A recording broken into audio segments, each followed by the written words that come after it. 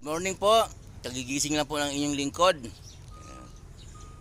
Bago po tayo kagalaw-galaw o ano man ang gawain sa buhay, unahin po ang pasalamat kay Lord.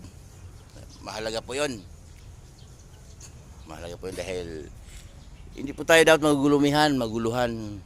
Pasalamat kay Lord kasi yung iba nga, may mga kaibigan ako na natulog lang, na stroke. Natulog lang, inatake. Wala na po sila ngayon. Tanging alaala na lang ang kanilang naiwan sa bundong ito. Okay. So, mahal na sa buhay, nagluksa man, nag-iyakan.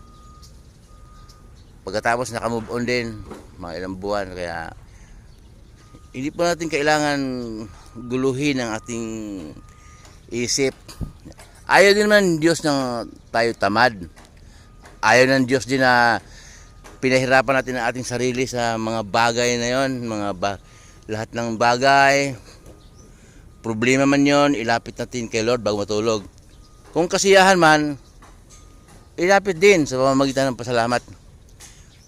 At po ng bagay, kung tayo po ay lumakad sa utos ni Jesus, makukuntinto po tayo sa lahat ng mayroon, kung ano mo mayroon sa atin. Kung ano ating kinakain, kung magkano ang pera natin, pinagkaloob ng Diyos yan. Kung maliit man yon, may dahilan si Lord. Kung malaki man yon, may dahilan din si Lord. Kung malaking pera man ang nasayo na pinagkaloob.